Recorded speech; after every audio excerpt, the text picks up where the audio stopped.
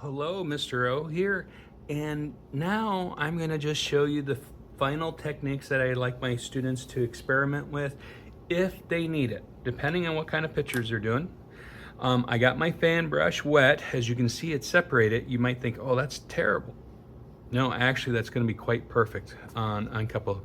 Now, this is my oil painting fan brush. This is about the only fan brush I don't think I've ever used a fan brush doing acrylic.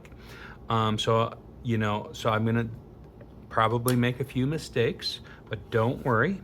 As I've done before, I'm gonna get my brush just a little wet, but I'm gonna dry it off this time.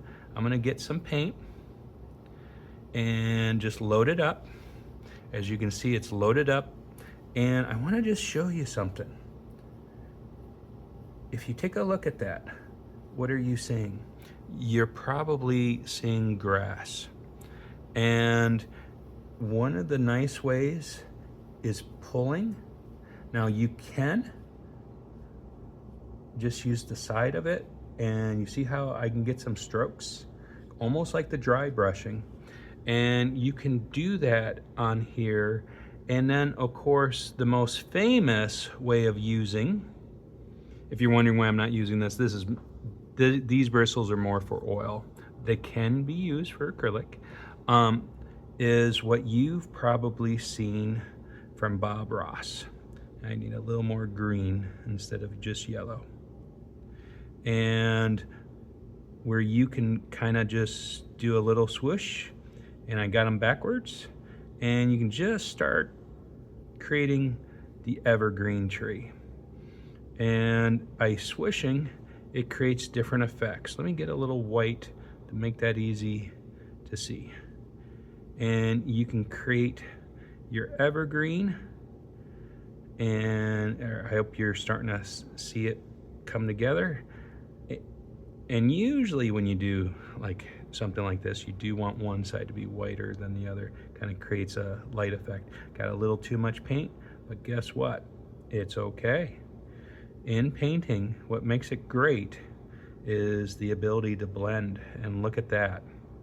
And then right there where I got a little bit of white, I'm gonna go in with the medium green, not the dark green, and just kind of blend that a little bit. Now, go back in just a little bit with the dark green so it doesn't stand out as much.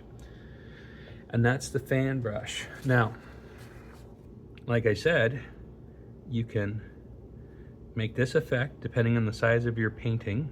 Now, I probably wouldn't want grass that big with an evergreen that small, but that's one effect you can do. And then I said it was the only thing I'm going to show you, but I forgot to show you in the other videos, the palette knife. So just so you can see this, I'm going to get a little yellow, a little green, a little white.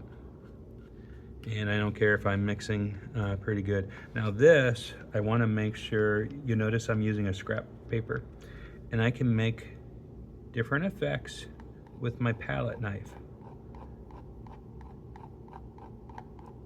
So let's just say I should have pulled some brown and put like a log, a tree that was cut down, and you can hear the scraping, and it creates the texture.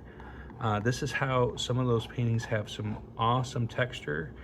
You can do some scraping with that, but I wouldn't, with it being metal. I would get the rubber scrapers. But painting with a palette knife, depending on how much you can get on your palette knife, you can actually create some really nice effects. So let's just say I had red there. I should have thought this through. Oh, I can just do the yellow and just do little yellow flowers, and almost like the dotters. But if I want a little more scraping and a little more size, you can paint. I've known people who've done their whole painting just with palette knife. It's time consuming, so before you choose to do that, understand that's what you're doing. And since this is the last video I'm going to show for the moment on painting, I can at least do this and remind you guys that you are never alone.